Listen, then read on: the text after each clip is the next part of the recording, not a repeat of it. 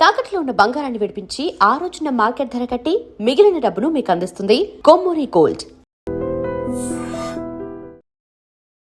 ప్రస్తుతం మనతో పాటు ఉన్నారు ప్రముఖ జ్యోతిష్యులు వేణుస్వామి గారు. ఇప్పుడు వారితో మాట్లాడి మరిన్ని విషయాలు తెలుసుకుందాం. ముఖ్యంగా మనకెన్నో సందేహాలు ఉంటూ ఉంటాయి, వాటి గురించి అడిగి తెలుసుకునే ప్రయత్నం చేద్దాం. నమస్కారం అండి. నమస్తే తల్లి. ఓం నమో వెంకటేశాయ. వెంకటాద్రి సంస్థానం బ్రహ్మాండే నాశకించిన వెంకటేశ సమోదేవో నా భూతో నా భవిష్యతి. ఇప్పటి వరకు కూడా రకరకాల విపత్తులు అయితే మనం చూసాం. గత ఉగాది మన కొత్త సంవత్సరం నుంచి కూడా ఇప్పటి వరకు చాలా విపత్తులు చూసినాం. అంటే పంచభూతాల్లో ఒక్కొక్కటి ఒక్కొక్క ప్రళయంగా, అగ్ని ద్వారా కావచ్చు, గాలి ద్వారా కావచ్చు, రకరకాలుగా. ఇప్పుడు ఈ గ్రహాల మార్పుల వల్ల ఏవో రాబోతున్నాయని, మొన్న రీసెంట్గా బ్రహ్మంగారి ఇల్లు కూలింది అని, అంటే ఎక్కడ ఏ మూలన ఏం జరిగినా కూడా దాన్ని ప్రతి ఒక్కదానికి లింక్ చేసి దానివల్ల ఏదో దుష్ప్రభావాలు రాబోతున్నాయి, దీనివల్ల ఇబ్బందులు పడబోతున్నారని చెప్పి చెప్తున్నారు. మరి ఈ 2026 మనమైతే ఉగాది నుంచి చూసుకుంటాం, కానీ ఆంగ్ల నూతన సంవత్సరం రాబోతోంది. దీని ద్వారా మనకు ఉగాది వరకు ఈ మధ్య కాలంలో ఎలా ఉండబోతోంది, గ్రహాలు రాశుల పరంగా చూసుకుంటే, పంచభూతాల పరంగా చూసుకుంటే, తర్వాత మనకి ఈ సంవత్సరం మారిన తర్వాత ఎలా ఉండబోతోంది. సో రాబోతున్నటువంటి సంవత్సరం పేరు కూడా చాలా చాలా చాలా కాంట్రవర్షియల్ నేమ్, పరాభవనామ సంవత్సరము. పరాభవము అంటే ఓటమి, అవమానముతో కూడిన ఓటమి అని అర్థం. పరాభవము దుర్యోధనుడికి మయసభలో జరిగినది పరాభవము. సో అలాంటి పరాభవము ఎవరికి జరుగుతుంది అంటే, ఎవరి జాతకంలోనైతే ఏలినాటి శని ఉందో, 6వ స్థానంలో శని ఉన్నాడో, 8వ స్థానంలో శని ఉన్నాడో, 12వ స్థానంలో గురువు ఉన్నాడో, వాళ్లకు ఈ సంవత్సరం సంచలనాలు ఉండబోతా ఉన్నాయి. అది మేషరాశి కావచ్చు, మీనరాశి కావచ్చు, సింహరాశి కావచ్చు. సో ఇలాంటి వారికి ఈ సంవత్సరం పెను సంచలనాలు ఉండేటువంటి అవకాశాలు ప్రస్ఫుటంగా కనిపిస్తూ ఉన్నాయి. సో ఇది ఓవరాల్గా సంవత్సర ఫలితము. ఇక 12 రాశులకు సంబంధించి ముందుగా మేషరాశి కనుక తీసుకున్నట్లయితే, మేషరాశికి ఈ సంవత్సరము ఏలినాటి శని నడుస్తూ ఉంది. సో ఏలినాటి శని ఒక పక్క గురువు బాగాలేడు, ఒక పక్క రాహు బాగాలేడు, ఒక పక్క కేతు బాగాలేడు. సో ఇలాంటి సందర్భంలో పెను సంచలనాలకు కారణభూతమయ్యేటువంటి అవకాశం ఉంది. సో విద్యార్థులకు ఉత్తీర్ణత శాతం తగ్గుతుంది, కోరుకున్న ప్లేస్మెంట్స్ రావు, వీసా రిజెక్ట్ అయ్యే అవకాశం ఉంది. ఉద్యోగస్తులకు పై అధికారుల వల్ల సమస్యలు ఉంటాయి, ప్రమోషన్లు ఆగిపోతాయి. సో బదిలీలు చాలా దూరంగా బదిలీలు అయ్యే అవకాశం కనిపిస్తూ ఉంది. రాజకీయ నాయకులకు ఫెయిల్యూర్స్ కనిపిస్తూ ఉన్నాయి, ఉన్న పదవులు కోల్పోయే అవకాశం కనిపిస్తుంది, ఎన్నికలలో ఓటమి కనిపిస్తూ ఉంది. రైతులకు మొదటి పంట కంటే రెండవ పంట బాగుండే అవకాశం ఉంది. కళాకారులకు, క్రీడాకారులకు అవకాశాలు తగ్గిపోయి ఆదాయం తగ్గిపోయే అవకాశం ఉంది. స్త్రీలకు సంబంధించి భర్తల మధ్యన గొడవలు అయ్యే అవకాశం ఉంది. అలాగే వ్యాపారస్తులకు, బ్యూరోక్రాట్లకు ఈ సంవత్సరం ఏసీబీ, సిబిఐ, సిఐడి లాంటి కేసులు లేదా ఈడీ కేసులు కనిపిస్తూ ఉన్నాయి. ఈ సంవత్సరం ఓవరాల్గా మేషరాశి వాళ్ళని తీసుకుంటే న్యాయపరమైన ఇబ్బందులు, ఆర్థికపరమైన ఇబ్బందులు, ఆరోగ్యపరమైన ఇబ్బందులు, తండ్రికి సంబంధించిన అపమృత్యు గండము, అలాగే న్యాయపరమైన చిక్కులు, వాహన ప్రమాదాలు, భార్యాభర్తల మధ్యన గొడవలు, ఇవన్నీ మేషరాశి వారికి కనిపిస్తూ ఉన్నాయి. మరి ఏం చేసుకోవాలా అంటే, తిరునల్లా శనీశ్వర ఆలయంలో ప్రత్యేకమైన శని పూజ నిర్వహించుకోవడంతో పాటు నలుపు రంగు దుస్తులకు దూరంగా ఉండడము, నలుపు చెప్పులు, నలుపు వాహనాలకు దూరంగా ఉండడము, లెదర్ వస్తువులకు దూరంగా ఉండడము, నలుపు లెదర్ వస్తువులకు దూరంగా ఉండడం వల్ల సమస్యల నుండి గట్టెక్కుతారు. ఏడాదంతా వీటికి దూరంగా ఉండాలి. మరి తర్వాత నెక్స్ట్ వృషభ రాశి. సో వృషభ రాశి వారికి ఈ సంవత్సరం 100కు ఇంచుమించుగా 75% అనుకూలంగా ఉంది. రాహువు, కేతువు, గురువు, శని అనుకూలత కనిపిస్తూ ఉంది. చాలా బాగుండబోతా ఉంది. ఈ సంవత్సరం మే నుండి విపరీతమైన రాజయోగం పట్టబోతా ఉంది. చాలా అనుకూలంగా ఉంది. విద్యార్థులకు ఉత్తీర్ణత శాతం ఉంటుంది. స్త్రీలకు అనుకూలమైన ఫలితాలు ఉంటాయి. స్త్రీలకు మీ ఇంట్లో కమాండింగ్ అంతా మీదే ఉంటుంది. రాజకీయ నాయకులకు ఎన్నికలలో విజయాలు సాధిస్తారు. డబ్బులు ఎక్కువ ఖర్చైనా విజయాలు సాధిస్తారు. అలాగే రైతులకు 2 పంటల దిగుబడి, రాబడి బాగుంటుంది. విద్యార్థులకు కోరుకున్న ప్రదేశాల్లో సీట్లు వస్తాయి. ఉత్తీర్ణత శాతం పెరుగుతుంది. అవివాహితులకు వివాహ యోగ సూచనలు కనిపిస్తున్నాయి. సంతానం లేని వారికి సంతాన యోగం కనిపిస్తూ ఉంది. వ్యాపారస్తులకు, అన్ని రంగాల వ్యాపారస్తులకు అనుకూలమైన ఫలితాలు ఉండబోతా ఉన్నాయి. క్రీడాకారులకు, కళాకారులకు అవకాశాలు, ఆదాయము పెరుగుతాయి. ఓవరాల్గా ఈ సంవత్సరం పూర్తి స్థాయిలో మీకు ఎటువంటి సమస్యలు కనిపించడం లేదు. చాలా బాగుంది. కాబట్టి మీకు ఎటువంటి రెమెడీస్ అవసరం లేదు. వీలైతే సోమవారం నాడు శివాలయంలో రుద్రాభిషేకాన్ని నిర్వహించుకోండి. సో నెక్స్ట్ మిథున రాశి. ఈ సంవత్సరం ఏదైనా రాశి 100కు 110% అనుకూలంగా ఉంది అంటే మిథున రాశి. సో గురువు, రాహువు, కేతువు అన్ని గ్రహాలు అనుకూలంగా ఉన్నాయి. పట్టిందల్లా బంగారంగా ఉంటుంది. గురువు అతిచారం వల్ల మీ జాతకం చాలా బాగుండబోతా ఉంది. గత 10 సంవత్సరాల నుండి మీరు పడుతున్నటువంటి కష్టాలన్నీ తొలగిపోయే అవకాశాలు కనిపిస్తూ ఉన్నాయి.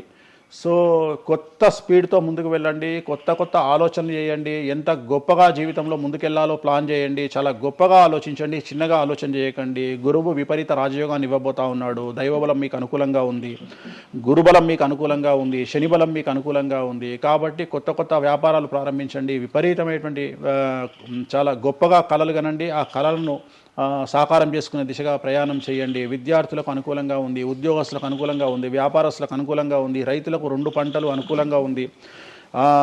సో ప్రతి వాళ్ళు చెరువులు, తర్వాత చేపల చెరువులు, రొయ్యల చెరువులు పండించే వాళ్ళకు అనుకూలంగా ఉంది, పౌల్ట్రీ ఫామ్ వాళ్ళకు అనుకూలంగా ఉంది, రాజకీయ రంగం వారికి అనుకూలంగా ప్రజల్లో మంచి మార్పులు కనిపిస్తూ ఉన్నాయి. స్త్రీలకు మీదే కమాండింగ్గా ఉంటుంది, కుటుంబంలో మీరు ఏం చెప్తే అది జరిగేటువంటి అవకాశాలు కనిపిస్తూ ఉన్నాయి. సో మిథున రాశి వారికి పూర్తి స్థాయిలో అనుకూలంగా ఉంది. ఎటువంటి రెమెడీస్, ఎటువంటి పూజలు అవసరం లేదు. అద్భుతమైతే వీళ్ళది. నెక్స్ట్ కర్కాటక రాశి. సో నెక్స్ట్ కర్కాటక రాశి. సో కర్కాటక రాశి వారికి కూడా ఇంచుమించు 90% అనుకూలంగా ఉంది. కాకపోతే ఇక్కడ ఉన్న సమస్య ఏంటి అంటే మే వరకు 2026 మే వరకు కొద్దిగా వీళ్ళకు గురువు 12వ ఇంట్లో ఉన్నాడు కాబట్టి కాళ్ళు చేతులు విరిగే అవకాశం ఉంది, దెబ్బలు తగిలించుకునే అవకాశం కనిపిస్తూ ఉంది. జాగ్రత్తగా ఉండండి. సాధ్యమైనంత వరకు లెమన్ ఎల్లో కలర్ దుస్తులు ధరించే ప్రయత్నం చేయండి. చాలా అనుకూలంగా ఉండబోతా ఉంది. రాజకీయ రంగంలో ఉండే వాళ్లకు విపరీతమైనటువంటి విజయాలు సిద్ధిస్తాయి. జనాల్లో అనుకూలమైన వాతావరణం ఉంటుంది. వ్యాపారస్తులకు విశేషించి అనుకూలంగా ఉంటుంది. విద్యార్థులకు అనుకూలంగా ఉంటుంది. అలాగే రైతులకు అనుకూలంగా ఉంటుంది. కళాకారులకు, క్రీడాకారులకు మరీ అనుకూలంగా ఉంటుంది. కాకపోతే ఓవరాల్గా కర్కాటక రాశి వారికి ఈ సంవత్సరం కొద్దిగా శత్రువుల యొక్క బెడద ఒక 10% కనిపిస్తూ ఉంది. కానీ శత్రువులను పట్టించుకోకండి. శని బలం వల్ల వాళ్ళు ఎంత ప్రయత్నాలు చేసినా, రాహు బలం వల్ల వాళ్ళు ఎంత ప్రయత్నాలు చేసినా మిమ్మల్ని ఎవరు ఏమీ చేయలేరు. సో మీరు చేయాల్సింది ప్రతి గురువారం నాడు లెమన్ ఎల్లో దుస్తులు ధరించే ప్రయత్నం చేయండి. అలాగే శ్రీకాళహస్తిలో గురు దక్షిణామూర్తి వద్ద గురువారం నాడు గురుహోరలో గురువుకు అంటే దక్షిణామూర్తికి అష్టోత్తర పూజ చేయించుకోండి. అలాగే పసుపు రంగు పువ్వు ఏదైనా ఉంటే అక్కడ నుండి తెచ్చుకొని ఇంట్లో పెట్టుకోండి. మీకు అనుకూలమైన ఫలితాలు ఉంటాయి. అంటే శని వీళ్ళకి ఫేవర్గా ఉన్నాడా? అంటే శని వీళ్ళకి చాలా ఫేవర్గా ఉన్నాడు, రాహు ఫేవర్గా ఉన్నాడు, కేతు ఫేవర్గా ఉన్నాడు, మే నుండి గురువు కూడా ఫేవర్గా ఉంటాడు. అది ఉన్న చిన్న ఇబ్బందులకు కూడా ఏమైనా దానాలు అలాంటివి అదే మనం చెప్పిన ఎందుకు గురువు లెమన్ ఎల్లో కలర్ గురువుకు దక్షిణామూర్తి సరిపోతుంది, ఇంకా అవసరం లేదు, దానాలు అవసరం లేదు. మరి తదుపరి రాశి. సో నెక్స్ట్ సింహరాశి. సింహరాశికి ఈ సంవత్సరం అష్టమ శని నడుస్తూ ఉంది. గురువు వ్యతిరేకమైన ఫలితాలు, రాహు కేతువు చాలా నెగిటివ్గా ఉన్నారు. సో ఇంచుమించుగా 4 గ్రహాలు వ్యతిరేకమైన దిశలో ఉన్నాయి. అష్టమ శని అంటే తల్లికి ఆరోగ్యపరమైన ఇబ్బందులు ఉంటాయి, మానసికమైన ఇబ్బందులు ఉంటాయి, శారీరకమైనటువంటి అనారోగ్య సమస్యలు ఉంటాయి, అలాగే ఆర్థికపరమైన ఇబ్బందులు, న్యాయపరమైన చికాకులు ఉంటాయి. జాగ్రత్తగా ఉండండి. నలుపు రంగు దుస్తులకు దూరంగా ఉండండి. విద్యార్థులకు సమస్యలు, ఉద్యోగస్తులకు సమస్యలు, వ్యాపారస్తులకు సమస్యలు, ఈడీ కేసులు, పోలీస్ కేసులు, బ్యూరోక్రాట్స్కు సిబిఐ కేసులు, రైతులకు పంటల దిగుబడిలో నష్టము, కళాకారులకు, క్రీడాకారులకు వాళ్ళ అవకాశాలను ఇతరులు దక్కించుకునేటువంటి అవకాశం కనిపిస్తూ ఉంది. స్త్రీలకు భార్యాభర్తల మధ్యన గొడవలు. సో ఓవరాల్గా సింహరాశి వారికి ఏ రంగంలో వారైనా సమస్యలు కనిపిస్తూ ఉన్నాయి. అష్టమ శని ప్రభావం కనిపిస్తూ ఉంది కాబట్టి నలుపు రంగు దుస్తులకు దూరంగా ఉండండి. తిరునల్లార్ శనీశ్వర ఆలయంలో ప్రత్యేకమైన శని పూజను నిర్వహించుకోవడం ద్వారా సమస్యల నుండి గట్టెక్కుతారు. ఓకే. సో నెక్స్ట్ కన్యారాశి. ఈ సంవత్సరం కన్యారాశి వారికి ఇంచుమించు 75% అనుకూలంగా ఉండబోతా ఉంది. శని, అలాగే కుజుడు, రాహువు, కేతువు, గురువు అనుకూలతల వల్ల చాలా అనుకూలంగా ఉండబోతా ఉంది. ఒకే ఒక్క సమస్య ఈ సంవత్సరం ఉండేది, భార్యాభర్తల మధ్యన ఈగోలు కానీ క్లాషెస్ కానీ వచ్చే అవకాశం ఉంది. సో కాంప్రమైజ్ అవ్వడానికి ప్రయత్నించండి. భార్య దగ్గర భర్త, భర్త దగ్గర భార్య, కాంప్రమైజ్ అవ్వండి. ఈగోలకు పోవద్దు, జెలస్లకు పోవద్దు. ఆర్థికపరమైన అంశాల్లో జాగ్రత్తగా ఉండండి.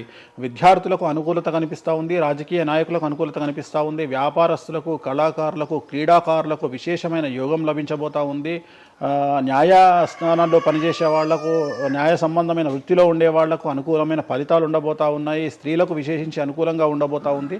సో ఈ సంవత్సరం కన్యారాశి వారికి పూర్తిగా అనుకూలమైనటువంటి ఫలితాలు కనిపిస్తూ ఉన్నాయి. వీరు చేయాల్సినటువంటి రెమెడీ, సోమవారం నాడు రుద్రాభిషేకాన్ని శివాలయంలో నిర్వహించండి, సమస్యల నుండి గట్టెక్కుతారు. సో నెక్స్ట్ తులారాశి. తులారాశి వారికి షష్టమ స్థానంలో శని కనిపిస్తూ ఉన్నాడు. కాకపోతే గురువు విపరీత రాజయోగాన్ని ఇవ్వబోతా ఉన్నాడు. వీళ్ళకి గురు బలము మరియు దైవ బలం అనుకూలంగా ఉండడం వల్ల మీ జీవితాన్ని కొత్తగా ప్రొజెక్ట్ చేసుకునేటువంటి అవకాశం మీకు దేవుడు కల్పిస్తూ ఉన్నాడు. ముందుకు వెళ్ళే ప్రయత్నం చేయండి. చాలా కొత్తగా మిమ్మల్ని మీరు ఆవిష్కరించుకునే ప్రయత్నం చేయండి. మిమ్మల్ని మీరు కొత్తగా సమాజానికి చూపించుకోండి. దానివల్ల మీ ఆలోచనలు మార్చుకోండి. చాలా గొప్పగా థింక్ చేయండి, గొప్పగా కలలు కనండి, వాటిని సాకారం చేసుకోండి.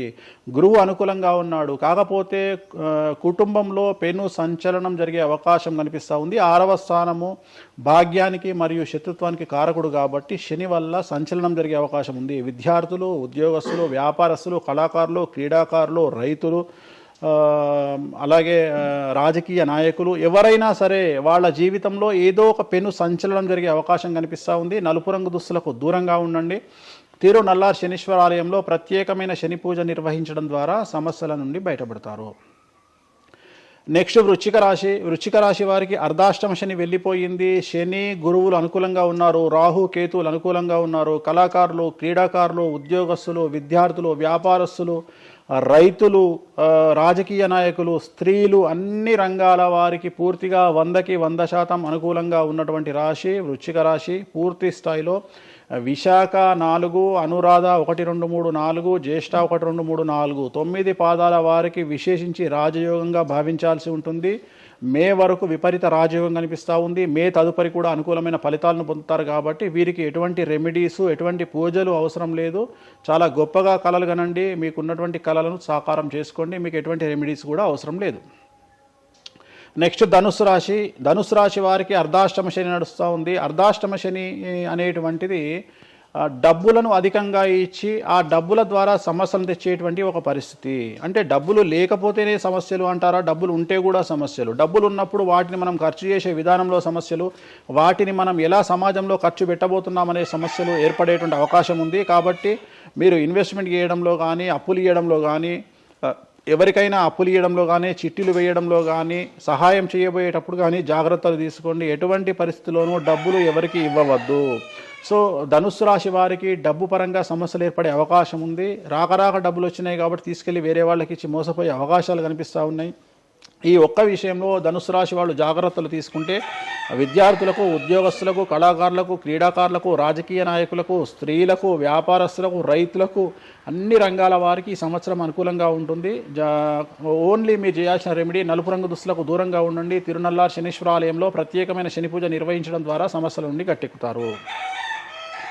నెక్స్ట్ మకర రాశి వారికి ఈ సంవత్సరం చాలా అనుకూలంగా ఉంది. ఈ సంవత్సరం అండర్లైన్ చేయాల్సిన విషయం ఏమిటంటే మకర రాశి వారికి భార్యాభర్తల మధ్యన గ్యాప్ ఏర్పడేటువంటి అవకాశం ఉంది. గొడవలు వచ్చే అవకాశం ఉంది. ఈగోస్ వల్ల కానీ వేటి వల్ల అయినా సమస్యలు వచ్చే అవకాశం ఉంది. అది కాకుండా విద్యార్థులకు అనుకూలతలు ఉంటాయి, ఉద్యోగస్తులకు అనుకూలతలు ఉంటాయి, రైతులకు 2 పంటల దిగుబడి రాబడి ఉంటుంది. అలాగే రాజకీయ నాయకులకు సమాజంలో మంచి పేరు ప్రఖ్యాతులతో పాటు పదవులు సిద్ధిస్తాయి. రైతులకు 2 పంటల దిగుబడి రాబడి ఉంటుంది. వ్యాపారస్తులకు రూపాయికి 100 రూపాయల లాభం ఉంటుంది. స్త్రీలకు కోరుకున్నటువంటి ఫలితాలు ఉంటాయి. అన్ని రంగాల వారికి అనుకూలమైన ఫలితాలు మకర రాశి వారికి ఉండబోతా ఉన్నాయి. వీరు సోమవారం నాడు శివాలయంలో రుద్రాభిషేకం నిర్వహించుకున్నట్లయితే సమస్యల నుండి గట్టెక్కుతారు. సో నెక్స్ట్ కుంభరాశి వారికి ఏలినాడు శని చివరి అంకంలో ఉంది. చాలా సమస్యలు కనిపించబోతా ఉన్నాయి. కుటుంబంలో ఎవరిని తీసుకున్నా విద్యార్థులు, ఉద్యోగస్తులు, వ్యాపారస్తులు, కళాకారులు, క్రీడాకారులు, రాజకీయ నాయకులు, స్త్రీలు, ఉద్యోగస్తులు, బ్యూరోక్రాట్లు అందరికీ సమస్యలు ఉన్నాయి. వాహన ప్రమాదాలు, పోలీస్ కేసులు, కోర్టు కేసులు, ఆరోగ్యపరమైన ఇబ్బందులు, మానసికమైన ఇబ్బందులు, స్త్రీలకైతే థైరాయిడ్ సమస్యలు, పీసీఓడి సమస్యలు, గర్భసంచికి సంబంధించిన సమస్యలు, మానసికమైన ఇబ్బందులు బాధించే అవకాశం కనిపిస్తూ ఉంది. జాగ్రత్తగా ఉండండి. నలుపు రంగు దుస్తులకు దూరంగా ఉండండి. శనివార నియమాన్ని పాటించండి. సప్త శనివార వ్రతాన్ని పాటించండి. సప్త శనివార వ్రతం అంటే శనివారం నాడు శ్రీ వెంకటేశ్వర స్వామి వారికి సంబంధించినటువంటి వ్రతము. ఇది పుస్తకం మీకు మార్కెట్లో దొరుకుతుంది, తీసుకొచ్చుకొని 7 వారాల పాటు 7 శనివారాల పాటు చేయండి. సమస్యల నుండి గట్టెక్కుతారు. ఇక చివరిది లాస్ట్ది అనేటువంటిది మీనరాశి వారికి ఈ సంవత్సరం జన్మశని నడుస్తూ ఉంది. జన్మశని చాలా డేంజరస్గా ఉండబోతూ ఉంది. ఏ రంగంలో ఉండే వారికైనా ఈ సంవత్సరం సమస్యలు తప్పవు. ఆర్థికంగా, సామాజికంగా, న్యాయపరంగా, ఆరోగ్యపరంగా, వాహన ప్రమాదాలు అవ్వచ్చు, ఆర్థికపరమైన నష్టాలు అవ్వచ్చు, పోలీస్ కేసులు అవ్వచ్చు, ఇంట్లో తల్లిదండ్రులు ఒకళ్లకు ప్రాణగండాలు అవ్వచ్చు, భార్యాభర్తల మధ్యన గొడవలు అవ్వచ్చు. మరీ ముఖ్యంగా ఈ సంవత్సరం మీనరాశి జాతకులు ఉండేటువంటి ఇళ్లలో మగవాళ్లకు సంపాదన లేకుండా ఖాళీగా ఉండడం వల్ల ఆడవాళ్ళు మాత్రమే సంపాదించి ఆడవాళ్ళ ఉద్యోగంతో డబ్బులు సంపాదించి ఆడవాళ్ళ అంటే భార్యల మీదనో ఆడవాళ్ళ కూతుళ్ళ మీదనో తల్లి మీదనో బ్రతికేటువంటి పరిస్థితి మగవాళ్ళకు ఉండే అవకాశం ఉంది. కాబట్టి ఈగోలను చంపుకోండి. సో ఆడవారి మీద బ్రతకడానికి సిద్ధపడండి, కష్టపడండి, మానసికంగా సంసిద్ధులుగా ఉండండి. అంటే అలాంటి ఒక కండిషన్ ఈ సంవత్సరం ఉండబోతా ఉంది. ఈ ఒక్క సంవత్సరాన్ని కనుక మీరు దాటగలిగితే మీ జీవితంలో మంచి మంచి మంచి పొజిషన్లకు వెళ్తారు. సో నలుపు రంగు దుస్తులకు దూరంగా ఉండండి. రాత్రిపూట ప్రయాణాలు చేయకండి. వాహన ప్రమాదాలు జరిగే అవకాశం కనిపిస్తూ ఉంది. జన సమూహం ఉన్నటువంటి ప్రాంతాలకు వెళ్ళకండి. సో జాగ్రత్తలు తీసుకోండి. నలుపు రంగు దుస్తులకు దూరంగా ఉండండి. తిరునల్లా శనీశ్వర ఆలయంలో ప్రత్యేకమైన శని పూజ నిర్వహించడం ద్వారా సమస్యల నుండి బయటపడతారు. ఇప్పుడు ఈ రాశి ఫలాల్ని ఈ మధ్యకాలంలో చాలా మంది ఫాలో అవుతున్నారండి. ఇది అక్షరం అంటే పేరులో మొదటి అక్షరాన్ని బట్టి ఫాలో అవ్వాలా, లేదంటే డేట్ ఆఫ్ బర్త్ బట్టి వచ్చే రాశిని ఫాలో ఇది పేరులో దాని సంబంధం లేదు. డేట్ ఆఫ్ బర్త్ ప్రకారం చూసుకోవాలి. రెండోది ఇది గోచారం, గ్రహచారం వేరు, గోచారం వేరు. ఇది జస్ట్ గోచారం ప్రకారం ఎలాగైతే మనము సౌరమానం ప్రకారము మనం చూసుకుంటామో అలా ఇది ఓన్లీ చాంద్రమానం ప్రకారము మీ నక్షత్రం ప్రకారం చూసుకోవాల్సిందే. మళ్ళీ వ్యక్తిగతమైన జాతకం వేరు. అంటే ఒక 3-4 రాశులు మినహాయించి అన్ని రాశుల వారికి కొంచెం ఇబ్బందికర పరిస్థితులే ఉన్నాయి. దానికి మీరు చెప్పిన రెమెడీస్ చేసుకుంటే సరిపోతుంది. అసలు నువ్వు జనవరి 1కు ముందు నా దగ్గరికి ఇంటర్వ్యూకి ఎందుకు వచ్చినావు? ఎందుకు రావద్దు? ఉగాది కదా నువ్వు రావాలి. ఉగాదిది సపరేట్, అప్పుడు కొత్త పంచాంగం దృష్ట్యా ఇది సపరేట్. క్వశ్చన్ లేదు. ఎందుకని? తప్పు. దీనికి ఆన్సర్ చెప్పినాకనే ముందరకు పోవాలి మనం. ఉగాది 2026 మార్చి 19 నాడు శ్రీ పరాభవన సంవత్సరం వస్తుంది. దానికి కదా మనం పంచాంగం తీసుకోవాలి. నేను ఎందుకు ముందుగా వచ్చానంటే నేను దానికి ఆన్సర్ చెప్తా. మీరు ఎట్లాగో బిజీ పూజల్లో, మళ్ళీ నాకు అవకాశం దొరుకుతుందో లేదో తెలియదు. కాదు కాంపిటీషన్ జీవితములో నిన్ను నువ్వు నిలబెట్టుకోవడానికి కొత్తదనాన్ని ఎంచుకొని నిన్ను నమ్ముకున్నటువంటి ఓనర్కు నీ పూర్తి కర్త కర్మ క్రియ నీ రిజల్ట్ను ఇవ్వడానికి నువ్వు చేస్తున్నటువంటి ఒక ప్రయత్నం, నిన్ను నువ్వు జనాల్లో కొత్తగా ప్రొజెక్ట్ చేసుకోవడానికి చేస్తున్నటువంటి ప్రయత్నం. అదే ప్రయత్నం వేణుస్వామి చేసిండు కామాఖ్య విషయం. అమ్మా ఇట్లొచ్చారా? అర్థమైందా? కాబట్టి జనాల్లో కొత్తదానంలో కొత్తగా వస్తే నువ్వు గదే యాంకరింగ్ నేర్చుకున్నావు, గాయన గదే అడ్వకేట్ చదువుకుండు, గా టీవీ ఛానల్ గదే చేసింది. మరి గా టీవీ ఛానల్ ఏమో ప్రైమ్ టైమ్ స్లాట్ 2 లక్షలు ఎట్లా పోతుంది? మనకి వాళ్ళ చిన్న ఛానల్ 2000 ఎందుకు పోతుంది అంటే వాళ్ళు కష్టపడడానికి వాళ్ళు చేసిన స్టింగ్ ఆపరేషన్లు కావచ్చు, వాళ్ళు జీవితాన్ని నాశనం చేసిన విధానం కావచ్చు, వాళ్ళకి ఆ పేరు వచ్చింది. సో అట్లనే వేణుస్వామి కష్టపడి ఈ స్థాయికి రావడానికి వేణుస్వామికి అంటూ ఒక బ్రాండ్ ఉన్నది. సో రెండవది, ఇదే సంవత్సరం ఇదే ఛానల్లో 2025 శివ అనే ఒక యాంకర్ కు నేను ఇంటర్వ్యూ ఇచ్చిన. అందులో చాలా విషయాలు చెప్పిన. ఏమేం చెప్పినా, ఈ సంవత్సరము రైలు ప్రమాదాలు ఎక్కువ అని చెప్పిన, విమాన ప్రమాదాలు ఎక్కువ అని చెప్పిన. చెప్పంగా వెనకకించి వచ్చి వీడికి పని పాట లేదు, వీడు పొద్దుగాలు లేస్తే ఇటువే మాట్లాడతాడు అని తిట్టిరు నన్ను. మరి అయినప్పుడు ఒక్కడన్నా పెట్టడేంద్రా? పెట్టాలే కదా. ఎందుకు పెట్టారు అంటే చివరికి జ్యోతిష్యం చెప్పుకునే స్వేచ్ఛ కూడా మా బొందకు లేకుండా చేసారు. జ్యోతిష్యంలో అరే ఇప్పుడు నా సొంత కవిత్వం కాదు, ఎవరిని అడిగినా చెప్తారు. ఈ సంవత్సరం గురువు అధిపతి కమాండర్ కేతువు అన్ని క్లియర్గా ఉన్నాయి. కేతువు అంటే మోక్షకారకుడు, భక్తికారకుడు. ఈ సంవత్సరం 2026లో ఎక్కడైతే జనాలు గుమిగూడు ఉంటారో అక్కడ ప్రాబ్లమ్స్ వస్తాయి. అది రేపు జరగబోయేటువంటి పుష్కరాలు కావచ్చు, రేపు జరగబోయే సమ్మక్క సారక్క పండగ కావచ్చు, లేకపోతే దేవాలయాల్లో ముక్కోటి ఏకాదశి కావచ్చు, ఎక్కడైతే భక్తి భావం ఉంటుందో అక్కడ చాలా పెద్ద పెను ప్రమాదాలు సంచలనాలు జరుగుతాయని శాస్త్రం చెప్తుంది. శాస్త్రం చెప్పినప్పుడు ఆ శాస్త్రాన్ని వేణుస్వామి చెప్తున్నాడు. దీన్ని కూడా తప్పు తీసుకుపోయి వేణుస్వామి ఏలినాడు శని నడుస్తుంది మేషరాశికి, మేషరాశి బాగుండదు అని చెప్పాలి కానీ మేషరాశి సూపర్ స్టార్లు అవుతారని నేనెందుకు చెప్తా అంటే, అక్కడ చూసిన వేణుస్వామి మన ఒక ఆమె నేను మీనరాశి బాగాలేదంటే మీనరాశికి బాగాలేదని చెప్తున్నా వేణుస్వామి ఎక్కడ ఎప్పుడు వేణుస్వామి అని ఇట్లా ఊతుంది, ఇట్లనే ఊతుంది ఆమె, ఇట్లనే అంటుంది వేణుస్వామి చెప్పిండు అని తిట్టింది. నువ్వు నమ్మవమ్మా, ఆమె అమెరికా నుండి పంచుప్రభాకర్ అని ఒక ఆయన ఉంటాడు, ఆయన తిట్టిండమ్మా ఆ బూతులు భగవంతా, నేనైతే తెల్లారి చచ్చిపోతుండే. అంటే వాళ్ళిద్దరికి ఫైటింగ్ జరిగి గదే మీనరాశి అని చెప్తున్నాను నేను. ఆమె మీనరాశి అంట, గదే మీనరాశి అంటున్నాను. అంటే నేను చెప్పేది అదే. నేను చెప్పేది ఫస్ట్ శనీశ్వరుడు కాదు, శనేశ్వరుడు. శనీశ్వరుడు అని ఎందుకు వచ్చింది అంటే, ఒకరోజు శని శంకరుడు ఇద్దరు కలిసినప్పుడు శంకరుడు శనిని అడుగుతాడు, ఏందా నేను చూస్తే పెద్ద అందరు భయపడుతున్నారు, చాలా పెద్ద పెద్ద వాళ్ళు భయపడుతున్నారు, నువ్వు తోపు తురుమట కదా అంటాడు. అంటే నేను తోపు తురుమా కాదా, రేపు చెప్తా నీ సంగతి అంటాడు. ఎవరు శని ఈశ్వరుని అంటాడు. అంటే ఏంది అంటే రేపు నీ టైం వచ్చింది నీ సంగతి ఏందో చెప్తా అంటాడు. అంటే తెల్లవారి పొద్దున సూర్యోదయానికి శంకరుడు పోయి ఒక చెట్టు తొర్రలో దాచుకొని సాయంత్రం సూర్యాస్తమయం వరకు చెట్టు తొర్రలోనే ఉంటాడు. ఉండి బయటకు వస్తాడు. బయటకు వచ్చిన తర్వాత శని ఎదురుపడితే నన్నేమో చేస్తా అన్నావు కదా, ఏం చేసినావు అంటాడు. అంటే నువ్వు లయకారకుడివి, ప్రపంచాన్ని శాసిస్తావు, ముల్లోకాలను శాసిస్తావు, అట్లాంటి నిన్ను తీసుకుపోయి సూర్యోదయం నుండి సూర్యాస్తమయం దానిక చెట్టు త్వరలో దాచిపెట్టిన, ఇంతకంటే నేను చేసేదే ఉంది అంటాడు. ఆట మొదలు పెట్టేశాడు అక్కడ ఆల్రెడీ. అప్పటి నుండి ఆయనకు శనీశ్వరుడు అని పేరు వచ్చింది. Okay okay. సో ఇది జరిగింది శంకరుడికి కూడా జరిగింది, రాముడికి కూడా జరిగింది.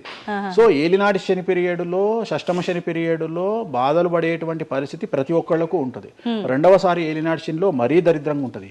కలియుగంలో దాని తీవ్రత చాలా ఎక్కువగా ఉంటుంది. కలియుగంలో ఫిజికల్ కంటే మానసికమైన దెబ్బలు చాలా ఎక్కువగా ఉంటాయి. జనాలు కొట్టే దెబ్బలు చాలా ఎక్కువగా ఉంటాయి. నరఘోష వల్ల తినే దెబ్బలు చాలా ఎక్కువగా ఉంటాయి. కలియుగ దైవమైనటువంటి వెంకటేశ్వర స్వామి వారికే ఎన్నో రకాల పూజలు చేసి దిష్టి తీయడానికి ప్రయత్నం చేస్తున్న సందర్భంలో ఆఫ్టర్ ఆల్ మానవుల మనమెంత. సో మన మీద ఎన్నో రకాల దుష్ప్రయోగాలు ఉంటాయి, ఎన్నో రకాల నరఘోషలు ఉంటాయి.